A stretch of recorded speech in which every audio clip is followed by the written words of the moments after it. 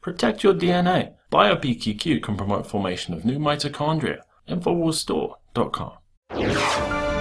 Today is the day that Americans celebrate our Declaration of Independence from Great Britain.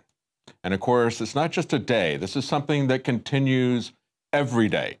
It was when we laid out the basis of government from our American perspective. That is, that government is there to protect our liberties, our God-given rights. And when a government destroys those liberties, it is our right, it is our duty to alter or abolish that government. That's essentially what happened in Great Britain, interestingly enough, about 10 days ago. They declared their independence from a European superstate that is metastasizing like the cancer it is. Now, we're going to have another opportunity in America. As I point out, this is not something that was 200 and some odd years in the past. This is an ongoing struggle to keep our freedom. We're going to have an election in America, and the issue before us is the same one that was put before the British people. And that is, are we going to be ruled by a globalist cabal of politicians and multinational corporations that write our rules for us, that write our laws for us, that we have absolutely no control over? That's what is coming up with the Trans-Pacific, the transatlantic partnerships. We've already seen glimpses of that with NAFTA. We understand that it is sold to us as an economic opportunity, but it is really opportunism by the globalists who use it for political consolidation. The game is up. We understand what you're doing. And the British understand that. We understand that in America. We have a very clear choice before us. We're going to either vote for Hillary Clinton and the globalist elite, the political elite of both parties, Democrats and Republicans, who support the globalism that we've had from both of them, or we can vote for Trump. He has opposed this consistently for over 30 years. But I first want to take a look at how this all came about. You know, I've had a lot of people going back, doing a postmortem on this, saying, what happened? You know, what's the matter? The Europeans, especially the Germans, very angry at the Tory party. Why did they allow this referendum on whether they were going to have independence? Interestingly enough, it wasn't really their idea. Yes, they proposed it because they saw Nigel Farage and UKIP coming up in the rearview mirror. But where did it happen? When did it happen? Well, we learned that it happened back in May of 2012, about 4 years before they had the election. It was after an economic summit in Chicago, and then Prime Minister David Cameron and some of his staff that were with him were eating in a pizzeria in the Chicago airport. And the British press was absolutely amazed. They said, look at this. They've had all this heavy security, you know, like we see at Bilderberg and the G7 groups, and they had this heavy security around these people, and yet here they are, just eating in an ordinary pizzeria. We think it was a Pizzeria Uno from Everybody's Best Guess. Here they are just having pizza. So it was widely reported at the time. And then later they learned that this is where they decided to hold the Brexit referendum in order to keep UKIP from coming at them and overtaking them, as I point out in the rearview mirror. Now, I can imagine perhaps how this happened. You know, they're here at the pizzeria place, and maybe somebody came up to them and said, do you want it to go? They said, yes, that's it. We'll do takeout. And from that idea, they had Brexit. Now, it was interesting, and I think we need to focus. We're going to talk about the lies from David Cameron as he's represented Brexit, and how we've now seen this European superstate in the week after they had the vote, all the things that he was saying were not true. We're now seeing those things come out as being revealed as true. But first, I want to take a look at the man who really made this happen. He took a victory lap at the European Parliament, and this is what he had to say.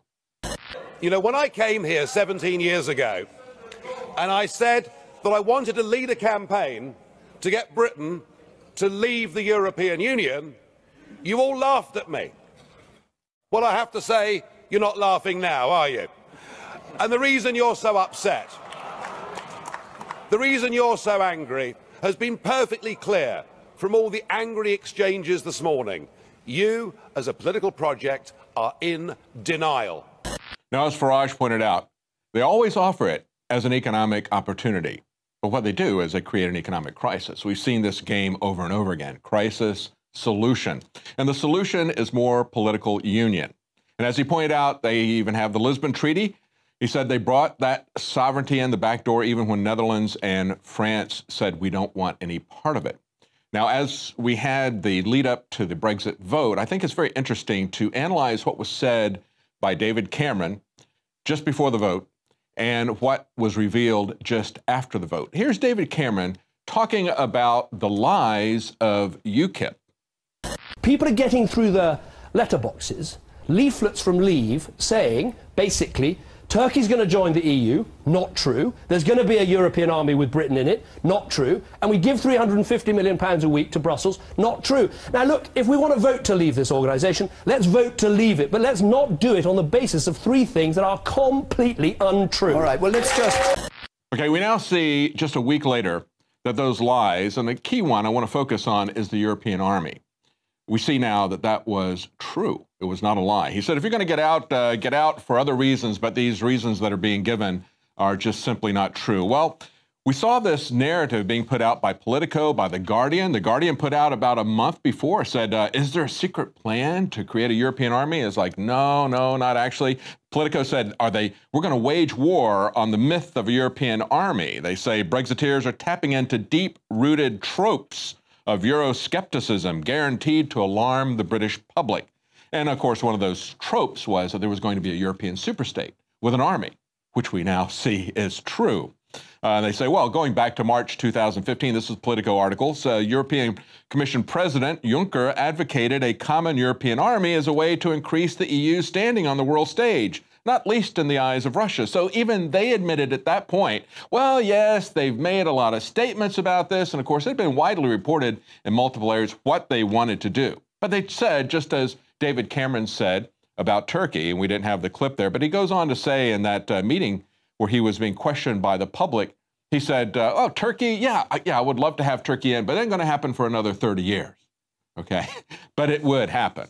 And this is going to happen. They've already laid out the plans for this. Now, going back to what The Guardian said about a month before the Brexit vote, they said the EU army plans kept secret from voters. They said that was a front page story on Friday's Times. And if the claim sounded familiar, that was because just 2 days earlier, a retired British Army commander had claimed in the Daily Express that the EU was moving inexorably towards full political union and all that comes with it, including a unified armed forces. And then they go on to say, is there a serious imminent chance of this happening?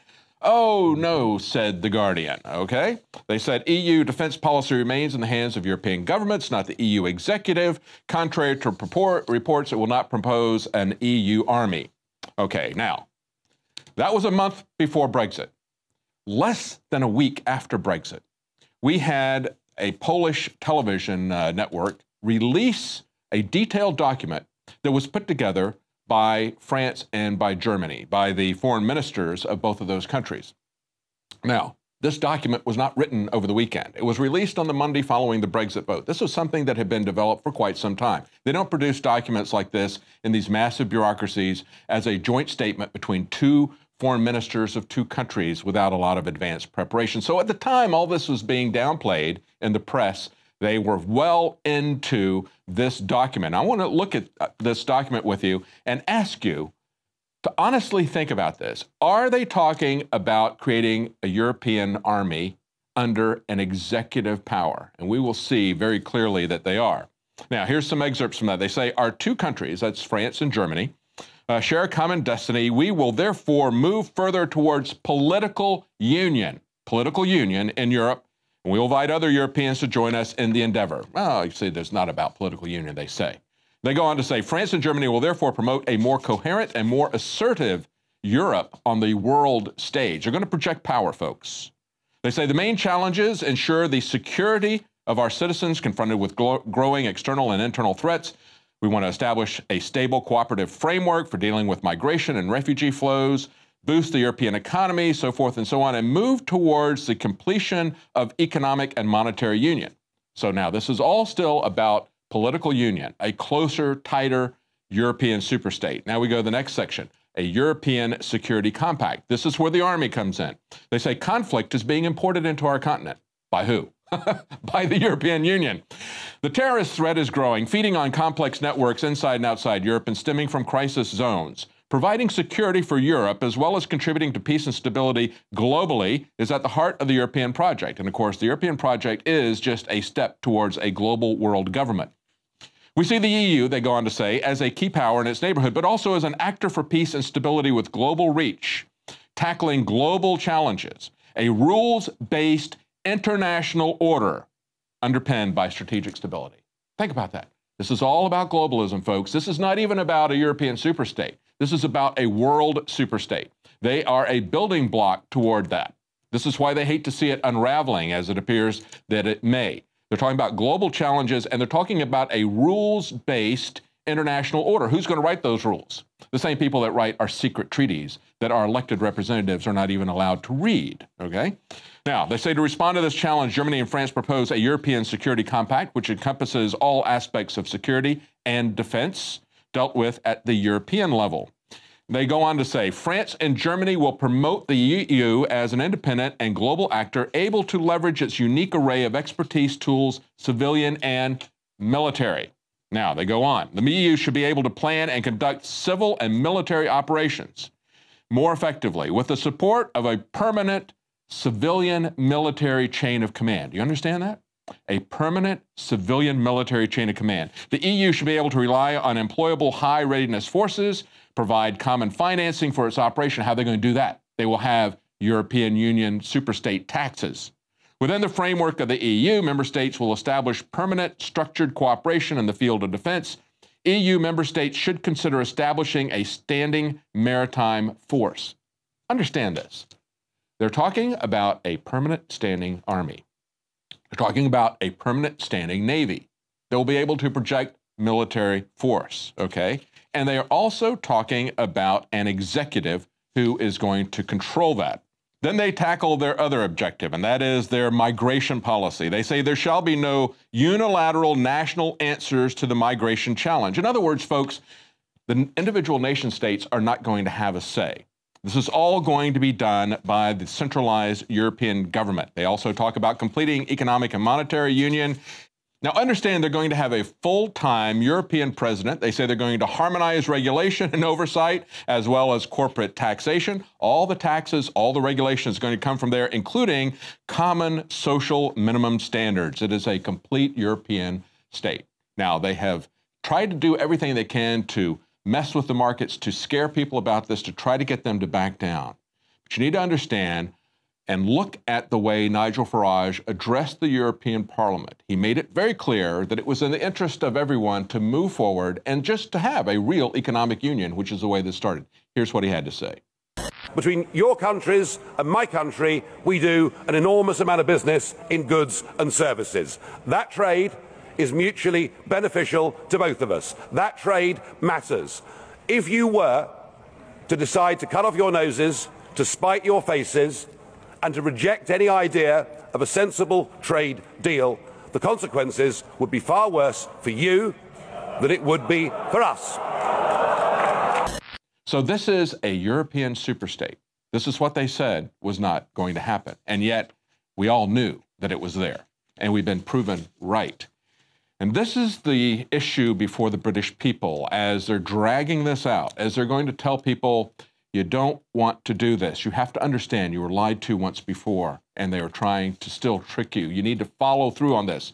Now, when we come back, we're going to have Jakari Jackson, Joe Biggs, and Michael Zimmerman talk about what it's like to be reporters in the midst of a riot, because we are going to have reporters that are going to be in the midst, I think, of a couple of riots. Not only the Republican, but also the Democrat convention, I think, are going to be quite dangerous this year. They're going to talk to you when we come back about what it's like to be in the middle of that. Stay with us. We'll be right back.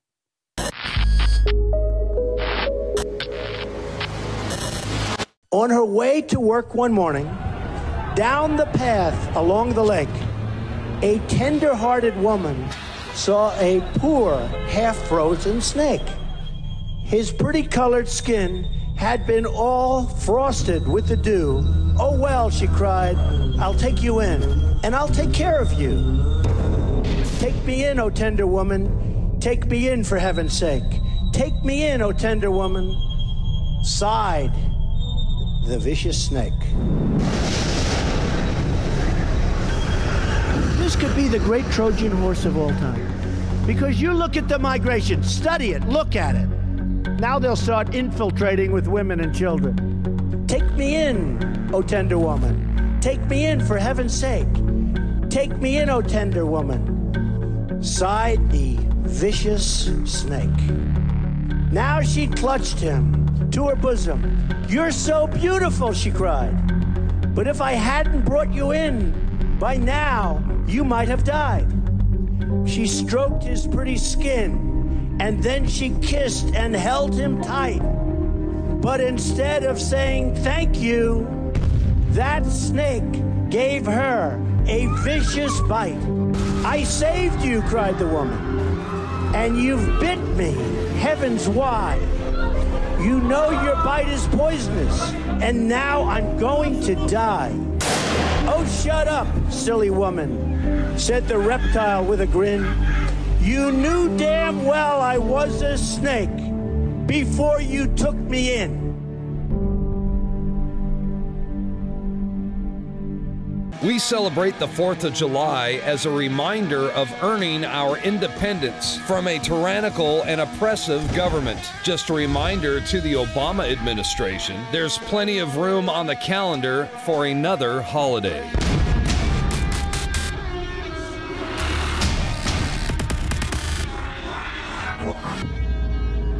FEMA is talking about food prices going up 395% potentially. We got the Pentagon report predicting a meltdown coming around 2017. We've got Kissinger talking about a food as a weapon and using it. We've got Soros talking about EU collapse. Trump talking about bubbles. Ron Paul.